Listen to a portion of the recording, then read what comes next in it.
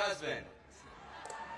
And we are the co-founders of Indivisible. We support a movement of thousands of local indivisible groups organizing in every state of the country. These are regular people who understand that saving our democracy is too important to be left to the politicians, and it's going to take all of us. Now, I've got a question for you.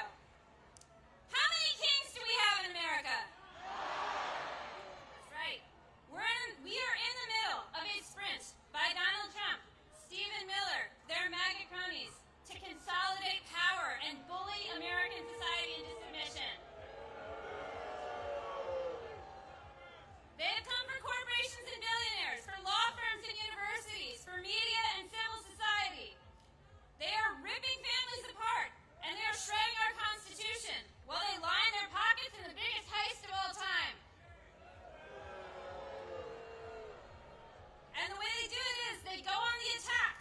They make demands. They claim powers they don't have. They bully and they threaten to retaliate, and they see if anyone will push back. And if nobody pushes back, they win. And then they go on to the next attack. They are doing everything they can to convince us that they are all powerful, that they are inevitable, that they will win. And I need you to hear me. It's a lie. Woo! It's always been a lie. And the greatest danger we face is not Trump. It is how we, as a society, respond to this bullying, to this chilling effect. If we preemptively obey, if we shrink back, if we make ourselves small, if we do what they want in advance. Now we saw them try this play this week. Mike Johnson, Stephen Miller, their cronies on Fox News. They have spent the last week on the attack against No Kings, smearing all of us as anti-American. They tried to scare us out of gathering here today. And I've got a question for you. Are we afraid? No. Did they scare us off? No. Are we going to back down now? No. That's right, because what we are doing here today is as American as apple pie. We are standing up for our rights. We are standing up for our neighbors. We are here because we understand.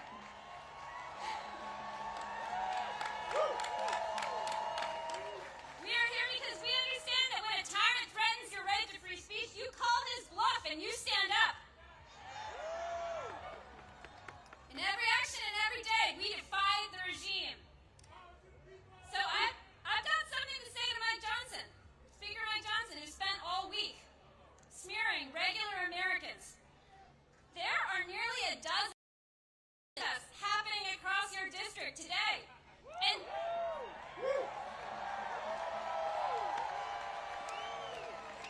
since you've not been doing your job for over a month now, I bet you've got time to stop by. Leah Greenberg, everybody. My God. Look, Leah is my spouse. She's my partner. She's the co-executive director of Indivisible. She's the real strategic brains behind Indivisible. We are indebted to her for her strategic vision. I'm biased, but I think we all agree. Look, I'm just here to tell a story. And I think it's important for us to tell the story of these First Amendment rights that Leah is talking about. And this story I want to tell is about the first No Kings Day. Who here was at the first No Kings Day? Whoa. No, I don't think y'all were there. This was a quarter of a millennia ago. This was 250 years ago, 1775. They called it the Continental Congress. They didn't have the branding we did. But it was the first No Kings Day protest. What they did, they brought themselves together in opposition to this would-be monarchical ruler who was steamrolling the American public. He was occupying and invading American cities. He was terrorizing American communities. He was picking out his favorites and persecuting his political enemies. He didn't believe in democracy at all. Can you imagine? Can you imagine such a ruler over America? It was bleak. It was bleak. So what did our fellow Americans do? They put together a No Kings rally to give us a constitution. That's what they did.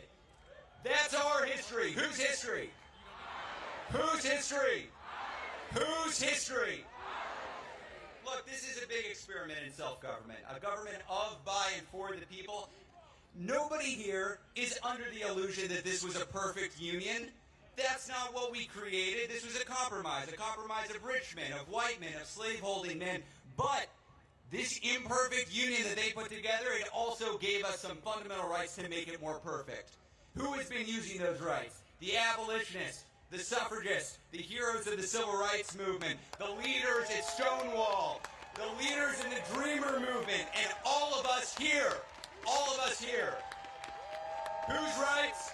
Our rights. Whose rights? Our rights.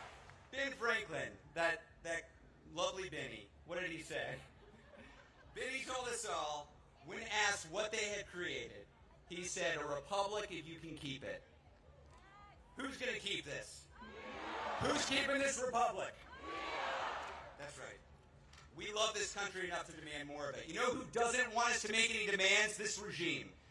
The tech fascists, the billionaire backers, they want us lazy and pliant and docile. They want us alone and afraid and powerless. Are we powerless? No. Are we alone? No. Damn right we're not. As I stand here today, Elon Musk, remember that guy? He's out of the White House. Jimmy Kimmel, back on air. And for the last week, this regime has been quaking in its jackboots at the thought of 200,000 people in D.C. outside the Capitol where Mike Johnson isn't working and hasn't been for the last month. You know what it turns out? It turns out that we're braver than the billionaires. Who's braver than the billionaires? Who's braver than the billionaires? This is my favorite part, folks. I get to name some names. Jeff Bezos, who took a respected pro-democracy institution that had the slogan of democracy dies in the darkness, and he turned the slogan into corruption, capitulation, cowardice, shame. Mark Benioff, y'all see this guy in the news, the head of Salesforce, who is welcoming troops into San Francisco? This guy who is begging to give artificial intelligence to ICE to triple their size? Shame.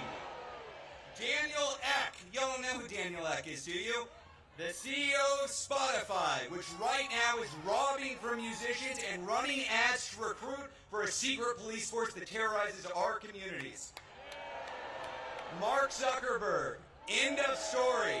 Need I say more? But we're not just booing, y'all. We're not just booing. We're organizing. This is a movement of everyone in this country who is taking a side. We are taking a side. It is a time to choose that side. Are you on the side of the MAGA forces, of the Nazis, of the billionaires? Hell no. So I ask businesses, universities, churches, which side are you on? We're on the people's side. Which side?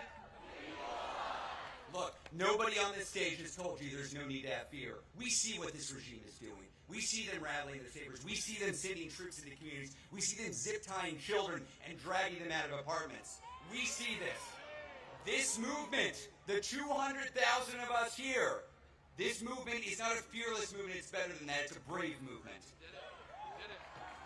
The other side wants to suppress dissent, chill free speech, and come after their opponents. We're not here because we're fearless. We're here because we're better than fear. We're braver than billionaires, and we're bigger than ever before. We're going to win this, y'all, because we believe, as all Americans believe, we don't do kings here. How many kings? No. How many kings? No. Now, we had a little bit of extra time in the program, and a guy in Vermont with some ideas about this wanted to come up. So let's have him out.